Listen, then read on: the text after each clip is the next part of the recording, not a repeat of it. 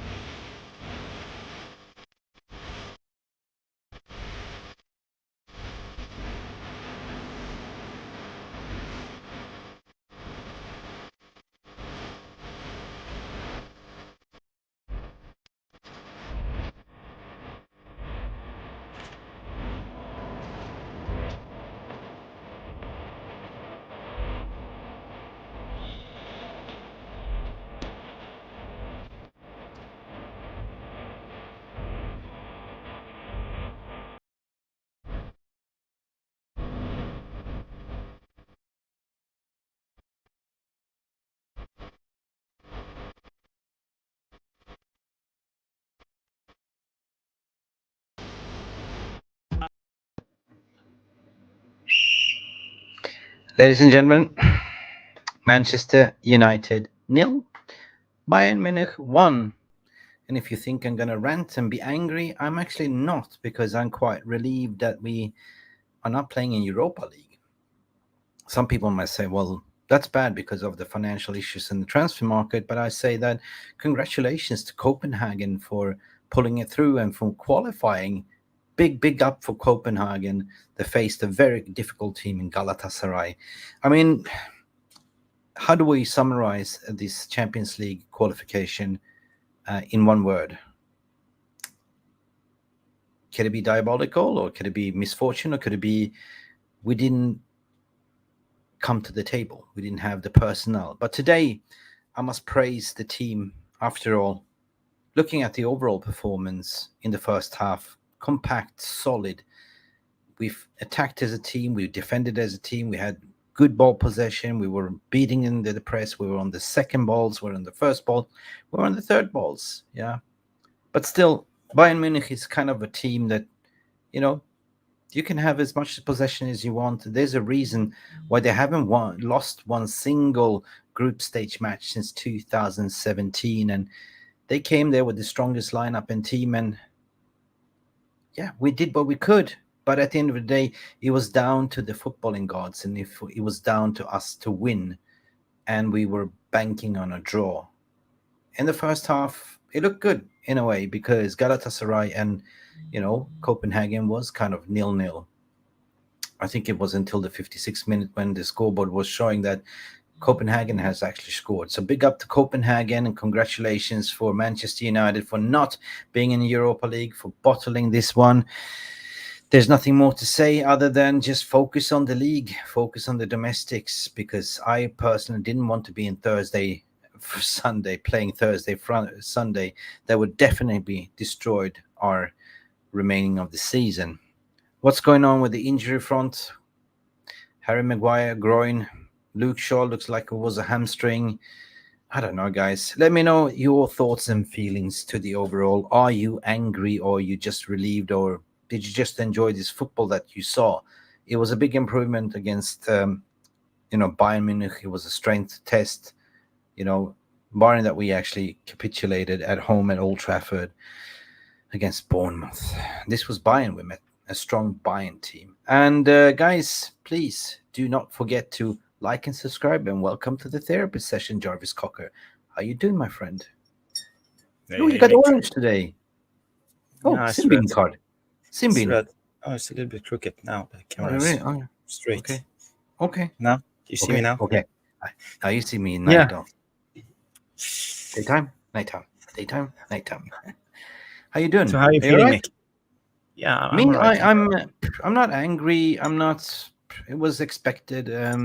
Of course, in the pre-match, I was a little bit like, getting a little bit hopes are positive, because it's football. Like, the ball is round, anything can happen. But at the end of the day, like, we are dependent on what Copenhagen was doing, and I got a congratulations to Copenhagen for actually pulling it through. And I just saw the pictures now; they were full of joy. And if you look back at our Premier League season, I mean, we bottled it. Like, we controlled. We could at least gone away with a point against Galatasaray. We bottled it. We lost it against Copenhagen. So, it was in our own hands, and to come down to the final stage when you're pressured to win and actually dependent on the others to draw, it is what it is, mate. And I'm just relieved that we are not even in Europa. It's I can see the pictures now. The players look a little bit knackered. They put in a great shift today. I'm proud of them. And there was good performance by the boys. But at the end of the day, same shit happens again. They sleep at the defense, and it only takes one single opportunity for Bayern to come in and just put one behind the net.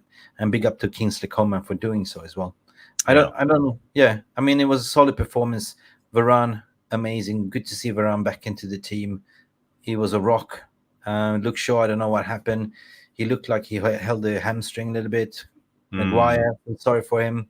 I don't know. What's your overall feelings, and what did you see in this game? Was it a big, improvement going forward, or is it worrying sign? Or Yeah, it's the hope that kills you. I had like a small hope inside that maybe we could do something, at least win the game and see, give us a little bit of excitement. And now we have the Champions League background in the studio. This will probably be the last time in a long time we will have this Champions League studio, and in a way I feel a little bit deflated now.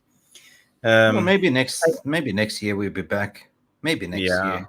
Yeah, depends on what we do. We will Anyway, see. But how I saw the game, I just say I think we played okay. We tried, and in a way I felt that Bayern had a second or an extra gear if they wanted. They were just like waiting us out. They didn't press us. They had all the time in the world. So I don't feel it was we didn't have any more. We gave it all for 60 minutes. Then we ran out of gas. Ten Hag tried with a couple of subs, but like, for example, subbing on three youngsters at once, it never works that way. It's not how football is. So in a way, we got what we deserved, but it wasn't today that we lost the Champions League. It was against Galatasaray and Copenhagen. Galatasaray, 100%. That's so what I this said is, in the it is what it is, Copenhagen goes through with 8 points. So happy for them. And proud of the Norwegian referee, your fellow countryman. He did a great job. Yeah, he did good. He did good. Maybe he should have given Anthony a red card because of this. He studs. Oh no. Well, if UEFA is having a precedence with the Rashford the red card, that's a red card. Yeah. But yeah. Defensively, I think we did well. Defensively, we had a good shape. I mean, we saw massive improvement. We closed the gaps. We didn't look as open as what we did in the past games. So there was something that they clearly worked on. I didn't see much of Harry Kane in this game at all. So it was a big improvement of the defense. But if you look at Kingsley Coman's goal, there was a sort of assist from Harry Kane, and Rafael Varane was a little bit of on the back foot, and I feel sorry for Rafa because Rafa had such a great game, to be honest. So it was good to see him back. Nick, I think we have a couple of super chats. Did you bring any of them in? No, I haven't even seen. Guys, sorry. We even have Tom Journalist in the background waiting to come in. He's knocking hard. He's really knocking out. So what's going on here? What's going on in the kitchen? Guys, welcome to the therapy session. Let us know what you're feeling. Who is in the house? Let me see. I got to bring it up. Sorry, guys. Okay, we have Jonathan Liljeberg with a super chat. Big up coming in. Here comes the PR spin tomorrow. Yay! Comes the gravy train. Now, Sir Jim Ratcliffe going to start apparently next Monday. That's the latest going to be spin, probably. The next is from Alien Tenor. Big up and thank you, Jonathan. How you feeling? Let us know how you feeling. Alien Tenor, we are garbage, and Liverpool will end Erik on Sunday. Perhaps. We will see. And what do we have here? Another super chat from Jinjabish23. I hope I said your name correct, my friend. We were better, or were Bayern just not trying? Were we better, or was just Bayern just not trying? Tom, welcome to the stage. I'll let Tom answer that question. Big up, guys. Big up, Tom. How you doing, man? Shit. Put it into one word. That's summarizing the whole one word. Yeah. Shit. Yeah, but what do you reckon? Gingabish 23 is asking a super chat question. Were we better, or was just Bayern just not trying? Don't get me wrong, I think it was better than what we saw with Bournemouth, but Yeah. I don't think they went for it enough. There wasn't a point in that game that I can sit here and say Manchester United went for Bayern Munich. They didn't. And Bayern Munich, they didn't have to come to Old Trafford and do anything. They could have sat here and took a draw.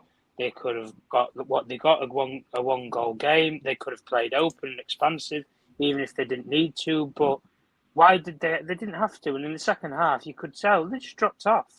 They didn't even bother to press. They just gave Manchester United the ball, set up two banks of 4-4-2, sit behind the ball, and if you get on the transition and counter-attack, happy days. That was pretty much what Thomas Tuchel did for Bayern Munich in the second half. They didn't have to win. But Manchester United, they didn't go for it. Not for me, anyway. I didn't see that. In that game, to be honest with you, for, say, 30 minutes of it, just play open, guys. Sit on the halfway line and just go for it. And if you lose 3-4-0, I can accept that. That's fine. You've given it a go. You've rolled the dice. Not for me tonight. They did not roll the dice. Not for me. And I understand the points about don't wanting to go drop into Europa League and all this, that, the other. I couldn't care about that. They didn't know what was going on in Copenhagen. Fuck that game. Forget it. Win tonight, guys. That's what you need to do. You need to win tonight. And 100%. They didn't. And they didn't go into that game to win. We looked like the team who'd already gone through, rather than Bayern Munich. In that game, there was urgency in that first half from Bayern Munich because they wanted to put on a performance from the embarrassment that they just had at the weekend as well. So you can look at it for whatever way that you want with the super chat. Yeah, we were better than the Bournemouth game, but the effort levels isn't going to win you top European football matches because effort's a minimum at this level of football. I remember tweeting out in the first half. I did a tweet. I mean, the way I saw the game, I think we definitely improved what we were lacking. We were not as open. We were pressed. The pressing game was really good, but it's just the final product, the final goal scoring, which we lacked at the end of the day. And you're absolutely right. And a lot of people, a lot of pundits, a lot of fans were predicted that we're going to get smashed, we're going to get slaughtered, but still. We didn't. So the 0-1 was a control game, but it wasn't enough. We should have gone for the first goal, second goal. But at the end, even if we would have won, we wouldn't have gone through anyway. But we would have gone through to Europa League, and that's the crux, right? So I'm just, and that's why I said my opening statement, Tom. My opening statement was pretty much to say, forget about Europa, forget about the finances, forget everything. That's it, and that's what the thing I would have said to the players pre-match is forget Copenhagen, just win. Let's have a win in let's just get some points on the board in the Champions League. You've lost 4 games in a group stage. It's embarrassing. It really is embarrassing, and this is no disrespect to you guys where you live in Scandinavia. Some football fans and some people just around the world won't even know where Copenhagen is. They won't, and that's a fact. If you're not educated on the world or geography, you probably won't even know where Copenhagen is. And that's no disrespect to them because, listen, they've played their hearts out. And that's a team. Do you know something? If they were in our position tonight, they would have gone for it, guys. Forget even trying to just hold out a game or wait for the right moment or anything. Forget that. They would have gone for it from minute one. And if they lost 3-0 to Bayern Munich, they'd have held it. That's fine. But that's my problem with these group of players and this manager. Tonight, I think it was just, let's just not lose convincingly, like we did against Bournemouth. Let's not lose 3-0, so we won't go for it. That's just how I Tom, I just want to say one thing, Mick. The squad value of Copenhagen is £66 million. Fucking hell. Yeah. 66 one of our players looks small. 66 million pounds. Get out of it. You're kidding me. But no, it kind of summarized exactly the same thought process what I thought as well. He just didn't want to embarrass, so he worked on what was missing. And but you defended well, you played compact shape, you pressed well, but at the end of the day, football is about results. It's about getting the ball into the net. And that didn't happen. Did we miss a super chat, Mick? Because I think the last guy sent 2. Did we? Oh yeah, we missed the super chat. Ginga Bish 23. I think he sent 2 super chats. Oh yeah, hang on a second. Then let me find it. Super chat, super chat, super chat.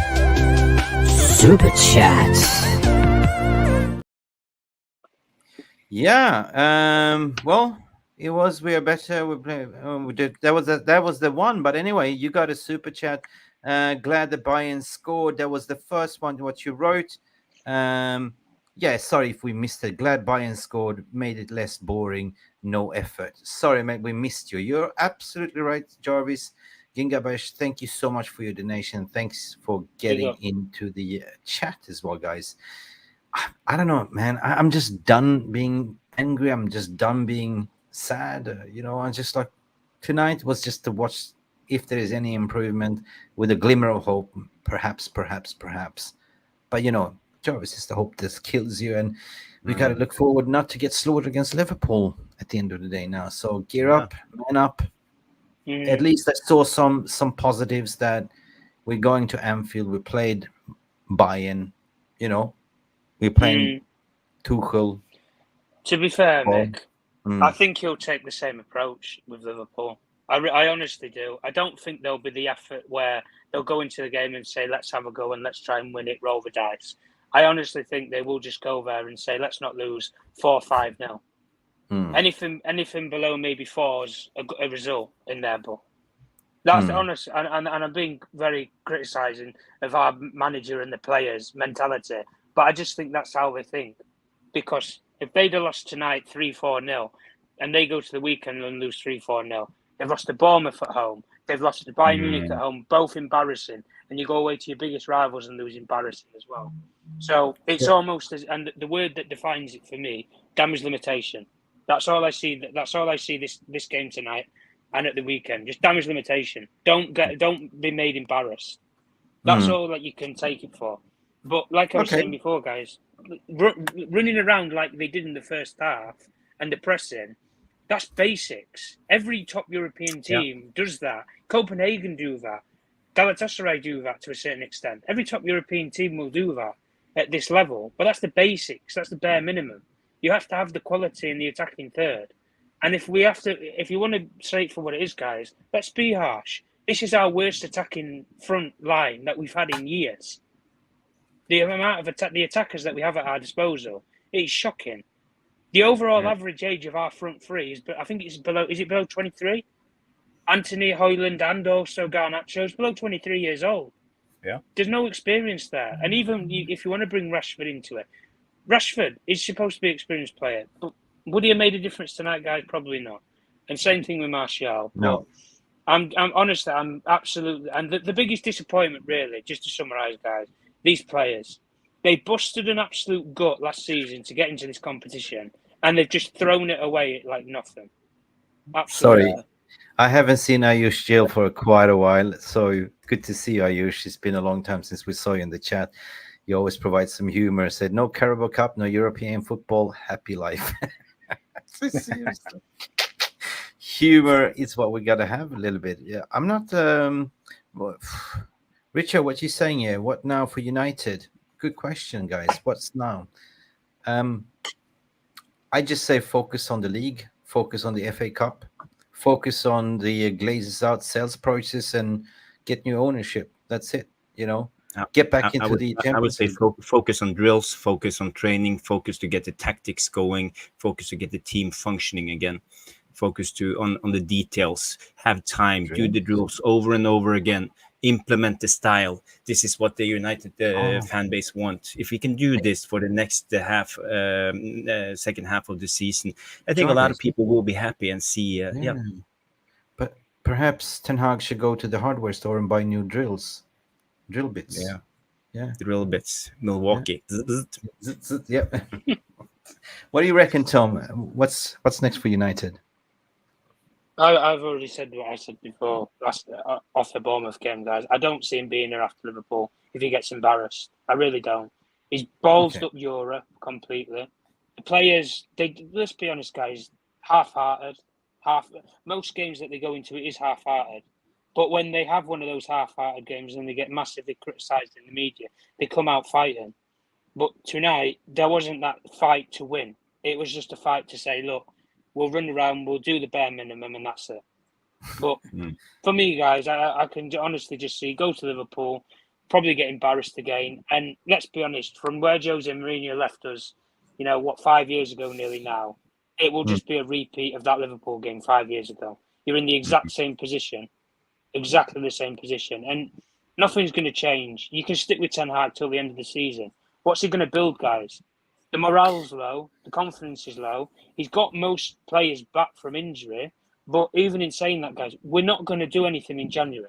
We're not. We don't have the money to make improvements. So he's stuck with this.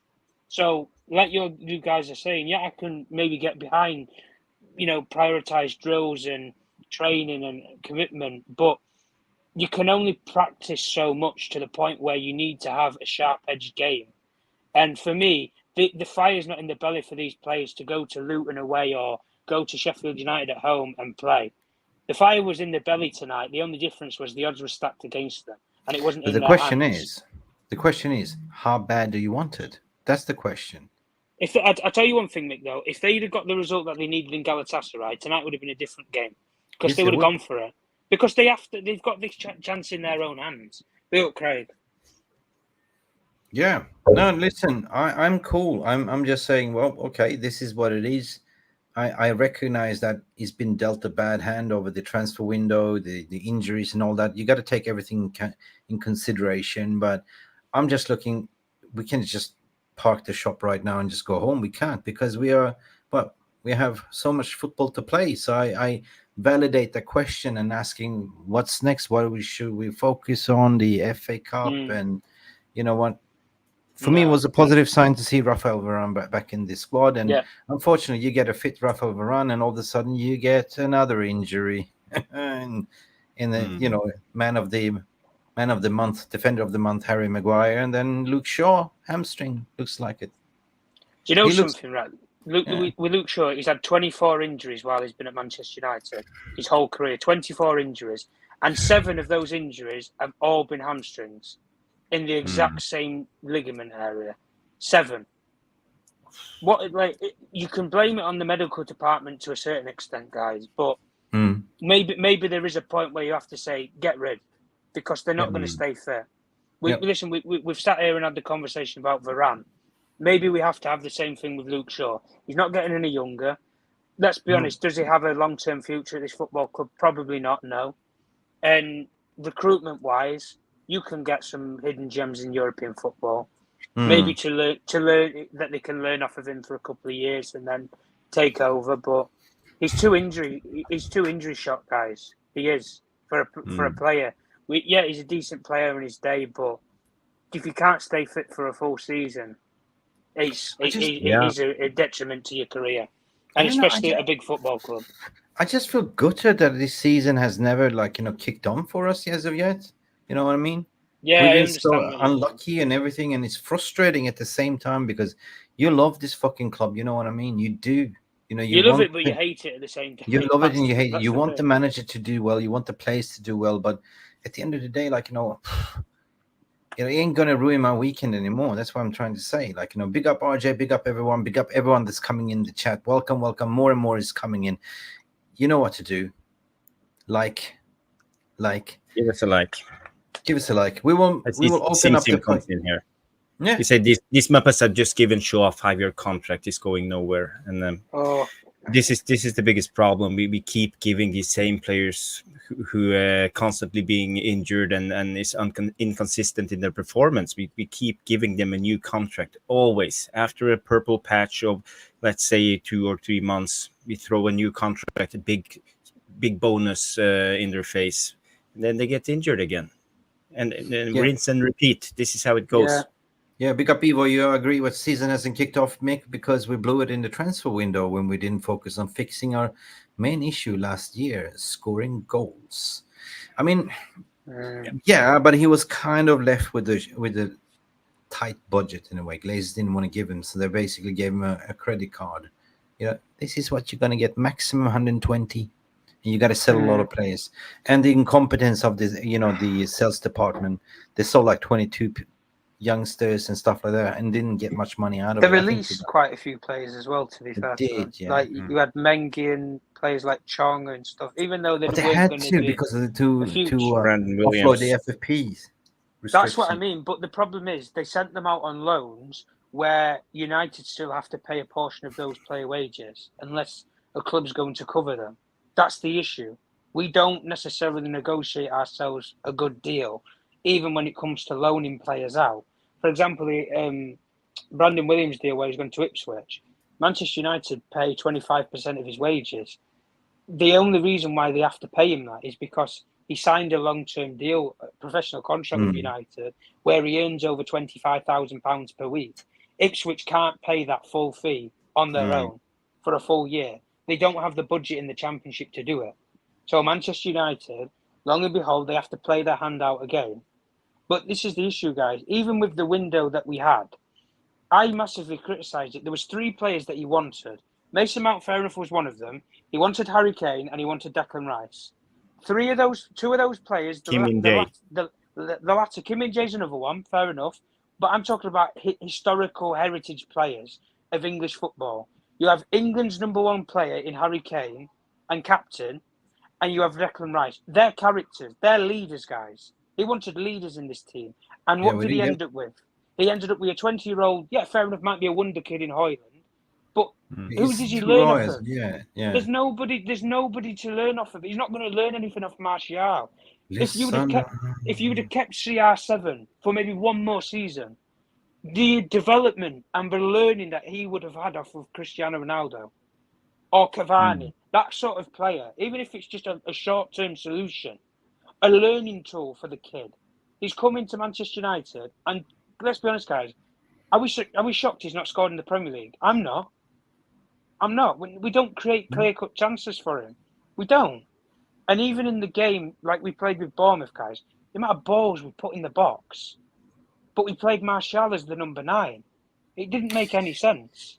Listen, I got to go with Evo. Yeah. Anyway, go on. Sorry, Tom. I got to go. I like what Evo Boss is saying here because I was never De Gea out. I was always backing De Gea as a goalkeeper. So for me, the discussion was like, we don't need to fix the goalkeeper situation this season at all, right? You know, we have other priorities to fix and spend money on. And he was saying, ask yourself the question, what problem did Onana fix? What problem did Mason Mount fix? Nothing. Wasted money. So, yeah, I kind of agree. We wasted money on certain things. Maybe he was pressured, like, you got to take Onana. Maybe Onana was a plan for next season or something else. But the opportunity was there. Mick, let's get it straight. We don't know how much money De Gea demanded and how long of a contract he demanded. You know, he was at the end of his contract. If he wanted maybe a 4-year new contract on 300K a week, for example, would it be worth it? Because then we will have blocked the option to develop the goalkeeper position for Ten Hag for 4 years. Because we would never gonna sell him. So we got to be realistic about what happened. That's the problem, I think. I don't necessarily think it was the money, Jarvis. I think it was the terms of the contract. They didn't want to keep him long term. And 4 years, they would have tied themselves down £300,000 a week. You can't get rid of a player on 4 years like that. If Saudi Arabia weren't in the market as they are for players right now, United would struggle to get Casemiro over around another football club. And that's a fact, based upon the age. Thank you, Craig Warby, for your brilliant feedback. Basically, the intro to Jarvis Corner is like a modern art. Who, me? Thank you, sir. That's you the made most it. positive. Yes, thank you. I am the Picasso. But what's going on with the Peaky Blinders? Like, Ten Hag is wearing Peaky Blinder now. I see Rio Ferdinand wearing the Peaky Blinder as well. What's going on here? Jarvis, go and get yourself a Peaky, would you? No. Do you have one? No, I don't. You know where I live? I wear a woolen cap. A woolen hat. Yeah, woolen hat. How cold is it? I think it's 18 or something. Yeah. Guys, you want to open up the link for people to have this say to ease up what's on your mind and heart. I think Ellie and Tenor CZ wants to have a link. But okay, you can have the link, right? Come in and have your say. The line is yours. The floor is yours, guys. Ramo, welcome. Gary Neville's season in Valencia was better than Ten Hag's currently. What you're saying? Yeah, I saw the stats as well. Yeah, I've seen them stats. Yeah. I don't think some of them are accurate though, with the way that he lost some of the games. But Who is that reporter interviewing? She's got a full leather jacket interviewing. She looks pretty. I've never seen her before. Who is she, Tom? who? Sorry, what? Oh, there's some blonde girl Oh, on interviewing. BT Sports. Yeah, never seen her. TNT. Sorry, Laura Woods. Okay. Do you know her? I don't know her personally, no. But Maybe she wants to come into Mufc Realist TV to be a pundit. I know a couple of the pundits that have run TNT Sports. Like I know Ali McCoy's. Laura Woods. Yeah, Looking fresh. Yeah, Looking the fresh. old Scottish Lucy legend. Ward, football commentator. I know a couple of the people. We have who run the another. games. We have the legendary. We have one Hugh Hefner already, but this guy takes the prize. This guy is the gown of the gown.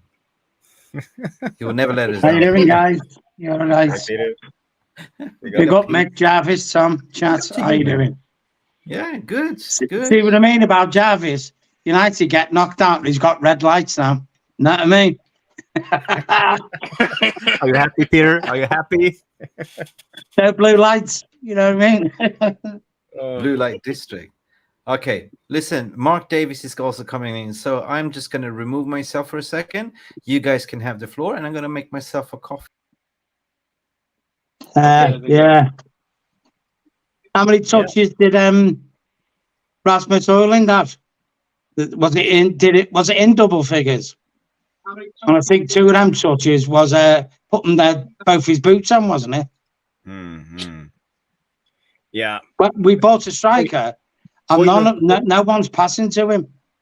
Mm. But what's the point? And I've been telling you guys, yeah. Listen to me. Yeah, everyone's gassing up. Alejandro Garnacho, Januzaj 2.0. That guy just gets the ball and runs down a blind alley and baffles himself at the end of it with no end product. Keep watching him.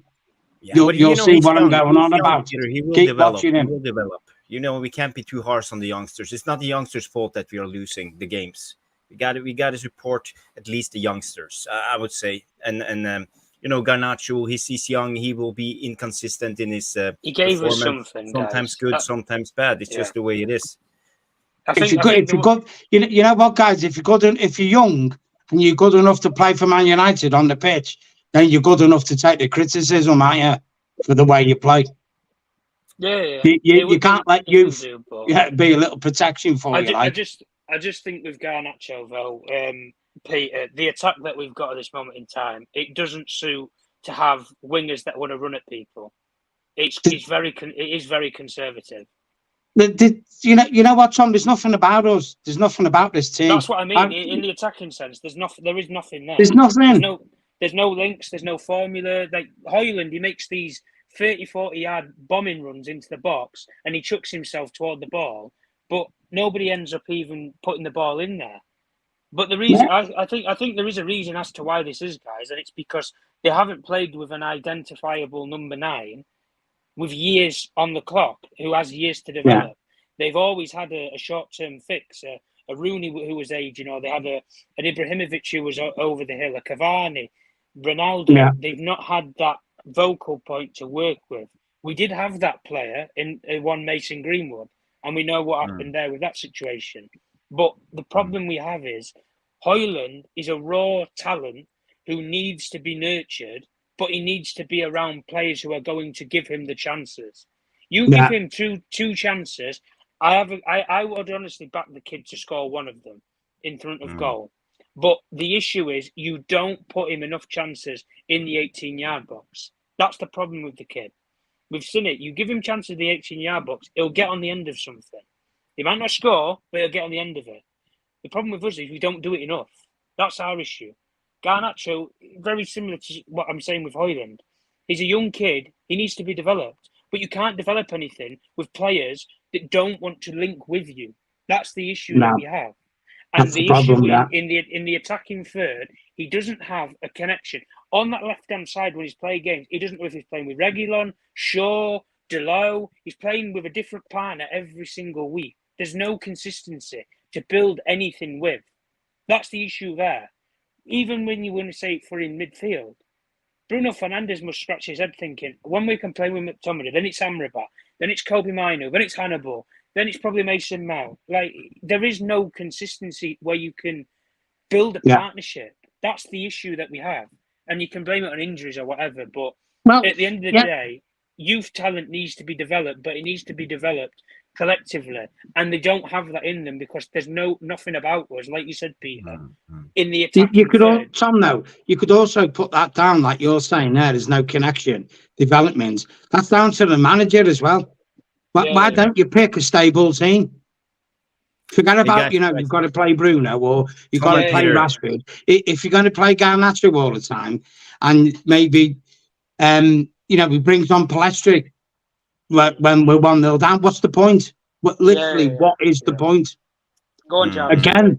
Peter and Tom, I just want to say hi to Mark Davis because he comes in. Maybe you haven't had a word yet. Mark. So Mark, how are you doing, man? Not too bad. Not too bad. They got good to have you on. So how did you see the game? How do you feel after the game? Do you feel inflated or can you just look past this and move on to the next? I'm a bit inflated, really. I thought poor again tonight, and there's no commitment there tonight. I think no commitment at all. Yeah. Who did you think performed today, or was it anyone particular who had a okay game, or did they all perform bad today, or how did you see it, Mark? I thought Onana played well. He did some good saves. Onana, I thought he had a good game, but like Maguire going off injured, Shaw going off injured, and what we'll do about against Liverpool on Sunday? Who's coming for them?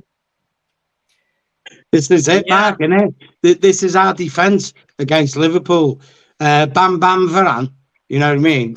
Who's just a blow away from getting injured, and over the hill Johnny Evans against Mo Salah and Darwin Núñez. We are going to get absolutely crushed against them. I agree with you. I think we're going to get absolutely battered, I think. We are going to get battered, make no mistake about it. There's my advice. I'm not watching the game. I'm going to go out and enjoy my life because I'm sick of what I'm being depressed. I didn't even go tonight, and I should have gone because after the last game against Bournemouth, I've had enough of this team. I've had enough of the manager and the team. Get Sir Jim Robot, whatever his name is in, and let's start having a direction because we are a ship that's just afloat going nowhere. That's all we are. Yeah, I totally agree. I totally agree with you on that and everything. So there's no Bruno, no Luke Shaw, and everything for a weekend. Yeah. We're in big doo-doo, man. Listen, this could be.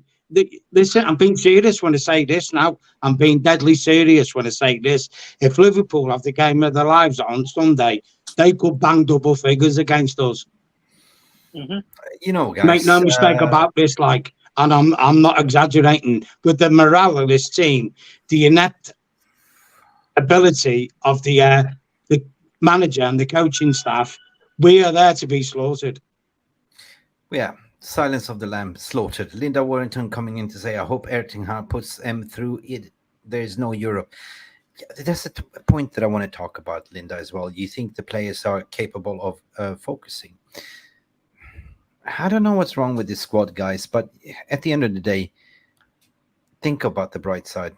Glazers forces the Glazers' hand. There's no money.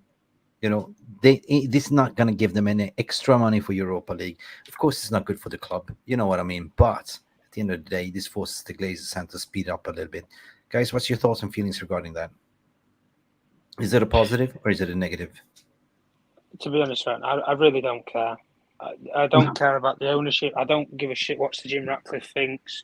Ineos, a lot of them. I really don't care. Because if anybody wants to look at that, the Glazers are not at fault for the way that we played tonight. They're not. No. And they are a major benefactor and reason as to why we've constructed this team, yeah, but the way that we play is different. But the recruitment. Tom, could you say it's a calamity of everything? Like Of course, I'm not going to deny him saying that. Listen, we all know the saying, "Fish rots from the head," and it does. And at the end of the day, the guys don't put football operators in place to get the best European players in world football. They just don't. It's a fact.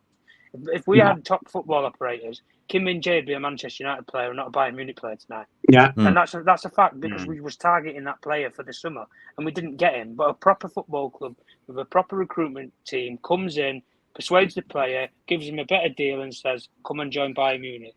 We're going to build something." And listen, that Bayern Munich team tonight, there's no shame in losing to them. There isn't. No, but the fact that they didn't even try. They didn't try, guys. They had nothing No, to they play for didn't. tonight. They could have played kids and it wouldn't have made a difference to them at all. But the thing with us is, we didn't try. We didn't go for it. That's my issue. I can accept going for it, lose 3-0 to Bayern Munich, no problem. Because Bayern Munich, Real Madrid or Manchester City, arguably, I think a lot of people would say any of those three will probably win the Champions League. You might slide in maybe another couple of teams in there, but that's the debate. yeah. But if you want to put it for what it is, facts, we did not go for it in the game tonight. And if you play open, listen, play open for 10 minutes. And if you don't get a goal, it doesn't come, fair enough, I can accept it. But there wasn't that moment in the game for me. At least we didn't get carved up and lost big time. That's why I said before, Mick, damage limitation comes to mind. That's what I saw. You know what, though, we'll Tom? the weekend. We just You know what, Tom? Making all them, yeah. Right, you look at this. Yeah, when you got a Premiership team that's in trouble, and they need to get a manager in to do a job to save them. Yeah, you can look at Sam Allardyce, Sean Dyche, Neil Warnock, all them. Yeah, what have they got? Why do they get them managers in? Because they have a known style of play that 9 times out of 10 will save that team from getting relegated. They implement a style of play. Erik Ten Hag, I've got no style of play. There's nothing. I'm sick of it. He's devoid of anything. There's nothing there. People need to stop defending him. You can't defend the indefensible anymore. No, I'm not saying he's devoid of ideas.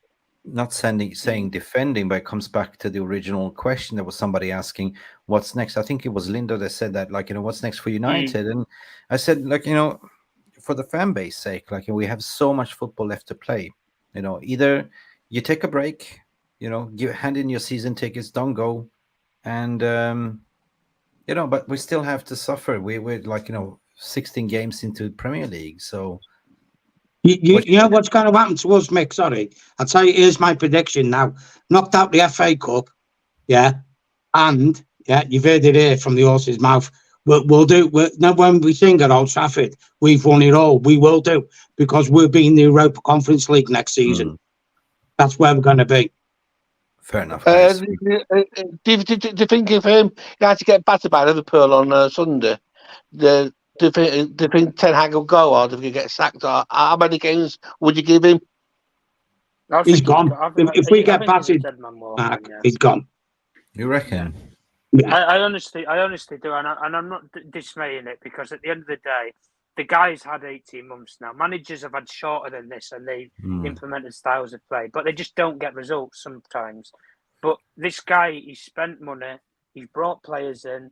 I don't want to hear excuses about injuries or anything like that. You can make a style of play work with injuries. You can do it. Okay. It can be done. I'll leave it to the chat room as well. Because of quality, that's fine. But I'll leave it to the chat room as well. I see Nicky Nash is here, Rajat is here, Yalemal means a lot of good people. Neil Driscoll is here. Guys, like, smash a 1 if you think he will be gone by Christmas, if he loses against Liverpool, or 2 if you think that the Glazers are not going to sack him, they're just going to keep him to the summer. And brings me to the next question. Do you reckon that Pochettino at Chelsea will be sacked soon? Yeah. If they keep going the way that they are, yeah. Because those owners, they have too much ambition to settle for mediocrity. They want to win.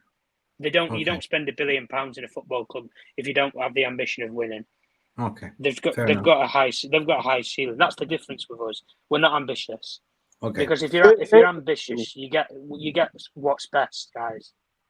And we don't. Is That's the difference. the next manager to be sacked before Christmas? Pochettino or Ten Hag? Could be Toss a both coin, at the guys. same time, Mark. Could be both. Toss a coin.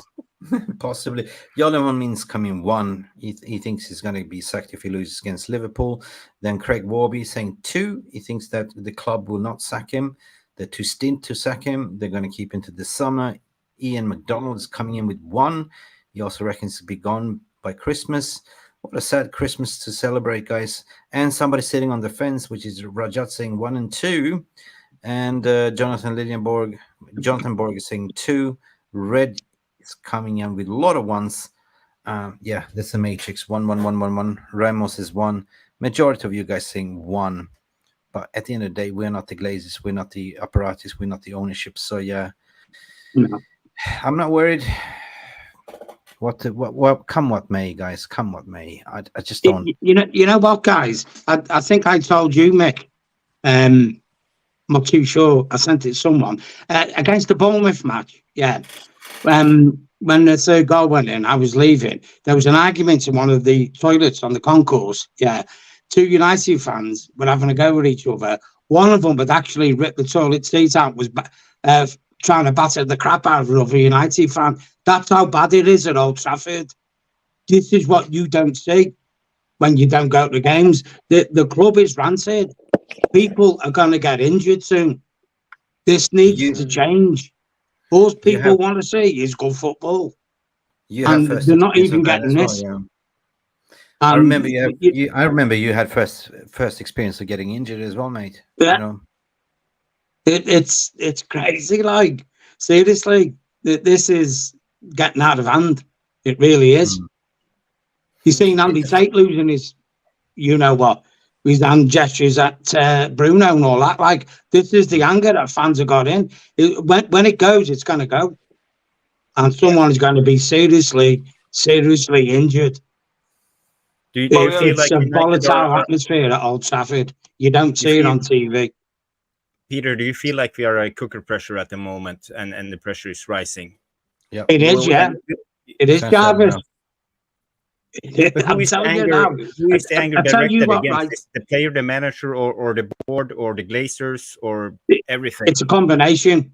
Everything, Yeah. I mean, we're singing Glazers out all the time. Yeah.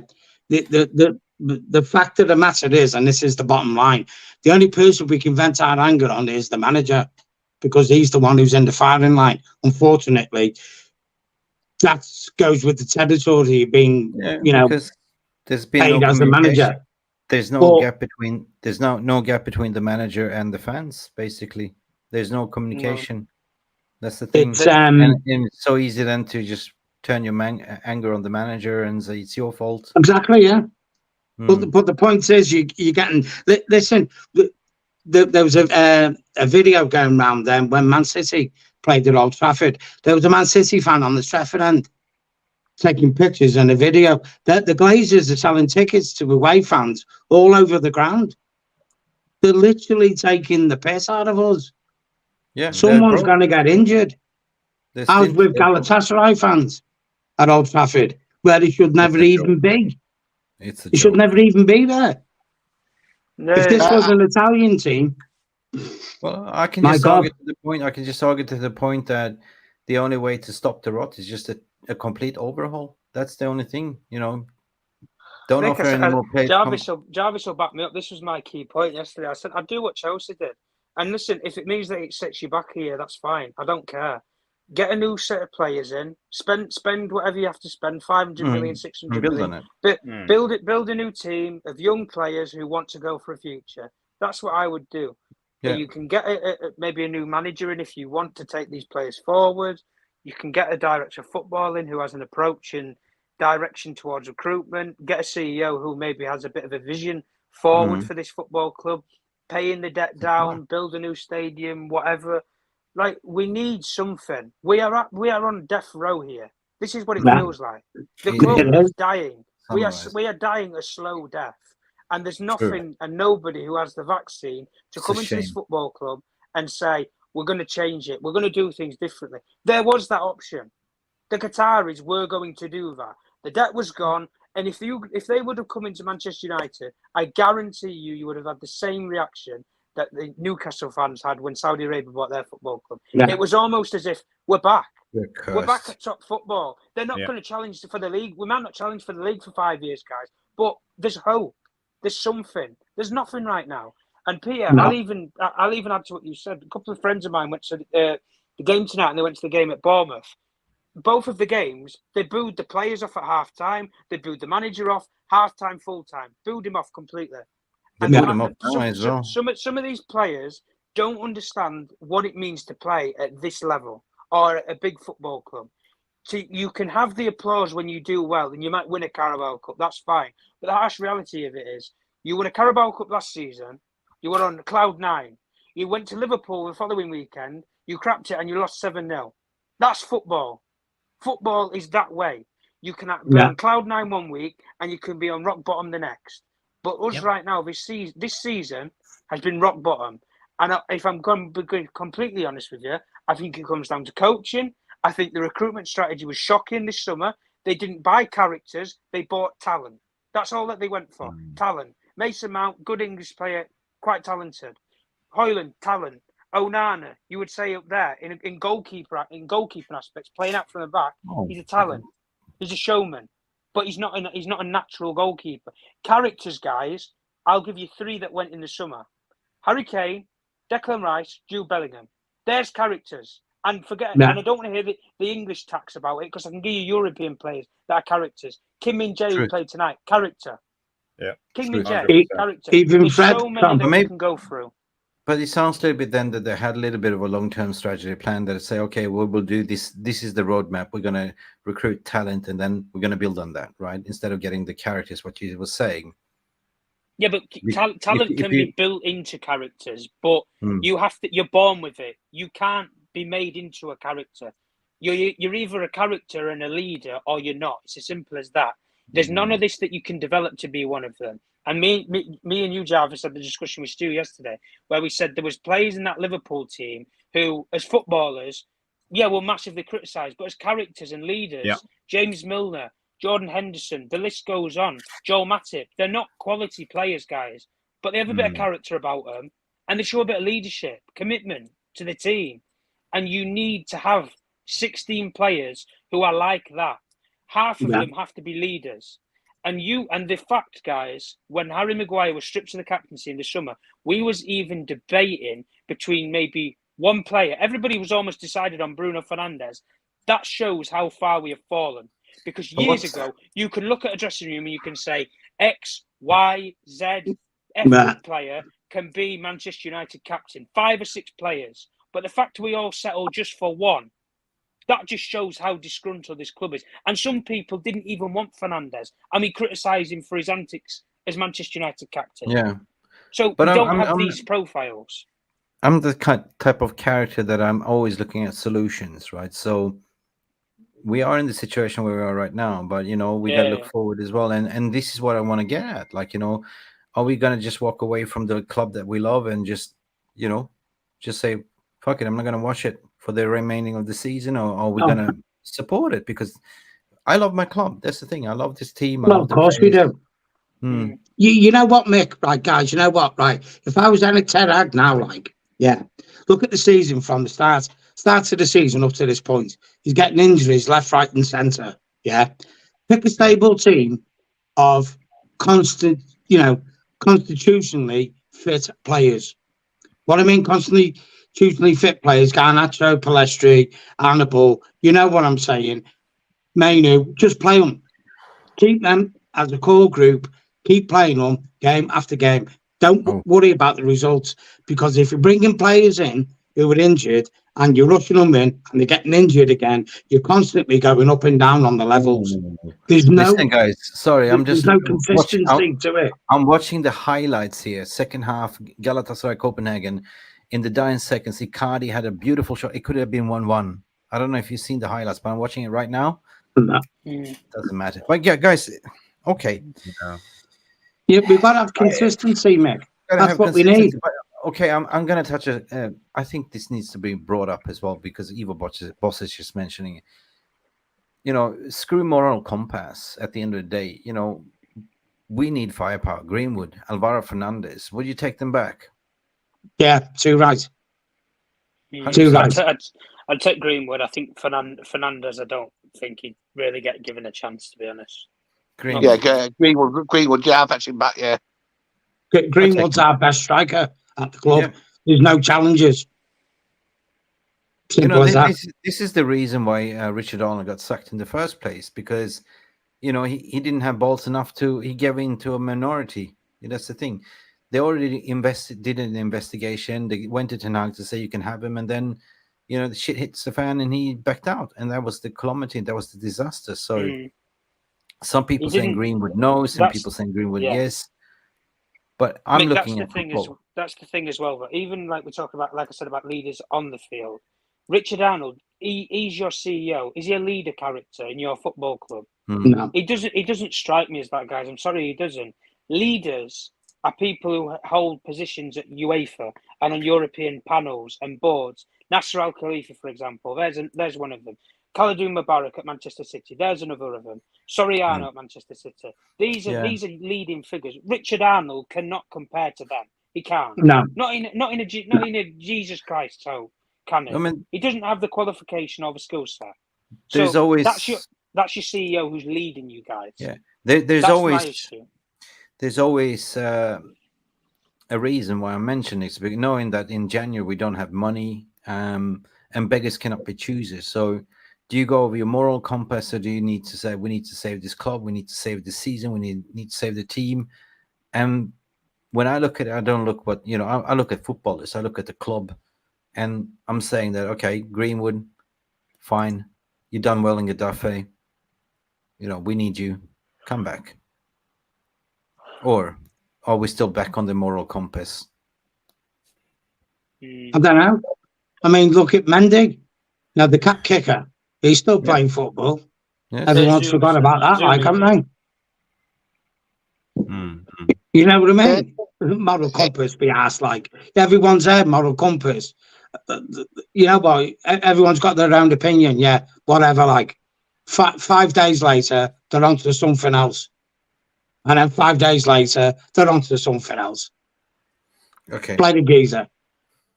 And if people turn around and say, I don't want to go and watch Man United because they brought a so-called you-know-what back at Man U who's never been tried of anything, then don't go and watch Man United then.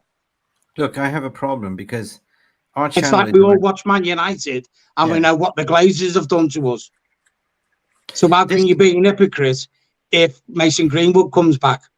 Peter, you can imagine amplify what me and Jarvis are doing day in, day out. Like, you know, we are hardcore United fans, and same as you.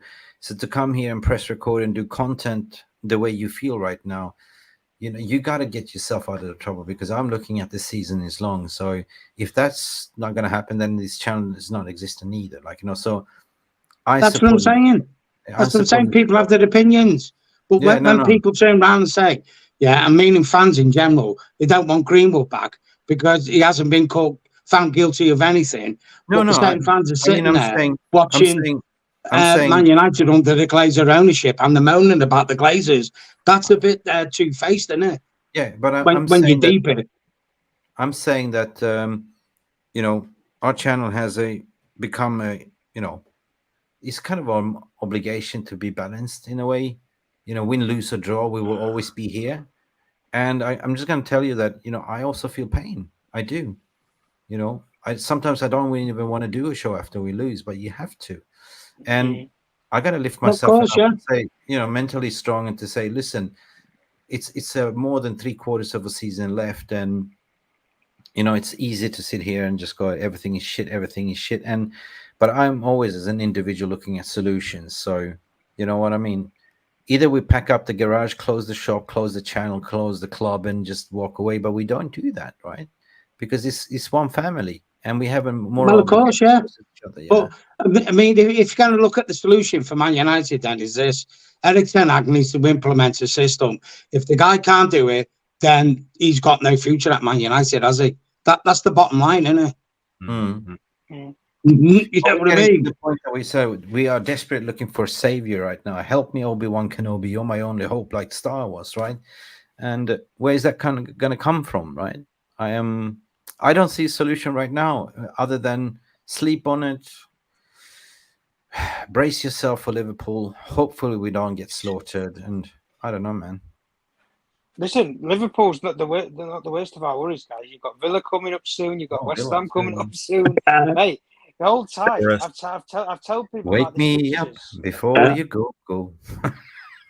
Honestly, I might just knock on the sleeping pills, guys. When Liverpool's on at 4:30. I remember this Wham song. Hey, guys, wake me up before you go. This season has been a bloody yo-yo. Yeah. And then we got Spurs, Tom, in beginning of Jan. Yeah, that really tough games coming up then. Yeah.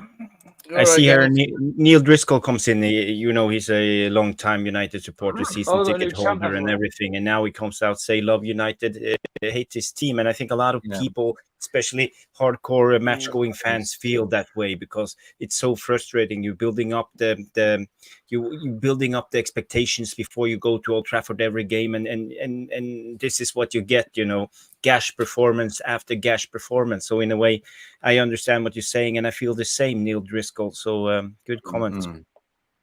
No, guys, like for me, it's 6 o'clock in the morning where I'm sitting right now. So you can imagine it's double amplified for me, lack of sleep and everything. But that's what I do because I love this club too, and I hate this team at the moment. But I love you guys. I love this community, and for me, it's a moral obligation. Like I feel I have to be here for you guys. But right now, I think it's time for me to say good night. Time for Bo Deep, Mick. Yeah, I think there's not so much more to talk about. This game is, it's done. We out of Europe. All I can say, guys, is just focus on the league, fix the structure, fix the spine, fix the tactics. What Jari was saying, Glazes out, green and gold. We need to be sold, and that's the sum of my analysis, right? Yeah. We can sit here and be bitter, pointing fingers, right? But hey, we got to see the light at the end of the tunnel. And for the fact that we are out of Europe means no cash, meaning more pressure on the Glazers to actually get the hell out of here. Yeah. Big up people for tuning in. We will be back very shortly as well. Thank you, Jarvis. Hope you have a remaining of a good week. I keep thinking it's weekend, but it's just midweek. Yeah, it does. It does feel like the weekend, doesn't it? It does. Happy birthday to Andy Tate, by the way. His birthday. Oh, yeah. Big up, Andy. Happy birthday. And Peter, your birthday is next weekend as well, so isn't it? No, January, Mick. 14th. When we play Spurs. Get out of here. Got to play English or something. Ooh. Anyway, Mark Davis, nice to meet you again, sir. Hope you're having I'll make everyone a promise here now. Yeah. On my birthday, when I'm at Spurs, if we get Spurs beat us, I'm going to streak on the pitch. Dude, I don't want to see that. Anyway, I just want to take an opportunity to, wish everyone a beloved.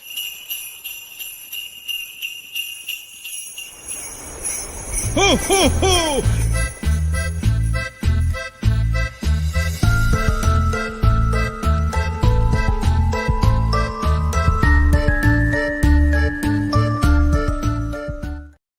That's the Santa looking. What you're wishing for, Peter? Yeah. 23-year-old blonde, 44 double D, please. Tom, if you had one wish list from Santa, what would you pick? Get rid of the fucking Glazers. Exactly. Mark, you? Yeah, exactly. Get rid of the Glazers. And Jarvis? Yeah, Qatar is in. That will be the perfect. Oh, that would be the dream, yeah. 100%. Yeah, Qatar is in. Then I will see the end of the light at the end of the tunnel. I think we will be saved for the next 5 to 10, 15 years at least. Do you think it will happen? Qatar coming back and everything, or do you think it's all done and dusted now? You like Stephen King? I don't think it's done and dusted, Mark, myself. I don't. Mark, do you like Stephen King movies? Yes. Do you remember this? Sometimes they come back.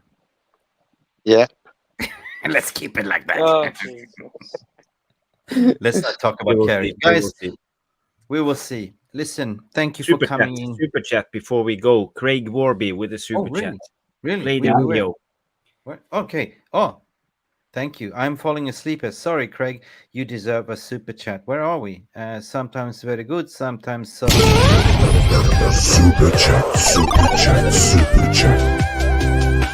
Super Chat. Thank you, Craig. glory, Manchester United. Big up, guys. Big up to you, Craig. Thank you for all your support, and thank you guys for coming in. And people be aware of Craig in the chat because I just made him moderator, so now he will ban you. He's got tools. Or not. He's got tools. Yeah, he's got tools. Anyway, guys, there's nothing more to say. We lost. We didn't qualify. We went out of Europe, and maybe it's for the better. Maybe it's not. But anyway, Glaze is out, green and gold, bank is out, peace, love, banana, whatever we used to say. You know. Yeah, what and I I mean. want to say thank you to Scott Wheel, Jamie Wayne, Ivo Bosic, Craig Warby, Jonathan Illenberg, Neil Driscoll, Jamie Wayne, all of these people tuning in, Jonathan Borg, Riot, Craig, who else do we have? Peter Day. So a lot of people tuning in. So thank you for tuning in. That's been, it's good to have you here and the community. We are still together in the same ship, even though the ship is sinking. But at least we have each other. Yeah, thank you, Ginga Bish 23 for your super chat. Jonathan Lindeberg for your super chat. Thank you also, Elian Tanner, they're sitting here for your donation and super chat. Thank you so much. And Craig Warby, guys, stay beautiful and be nice to each other on socials. And forget about this. We see you again. We go again. God help us. Hats off. Right? Hats off. Did you say hats off? Roger Trout. Okay, time to close the shop, people. Good night for now. Good night, everyone. Good night. See us. Thank you so much for stopping by and watching Mufc Realist TV. Don't forget to like and subscribe and follow us on the socials.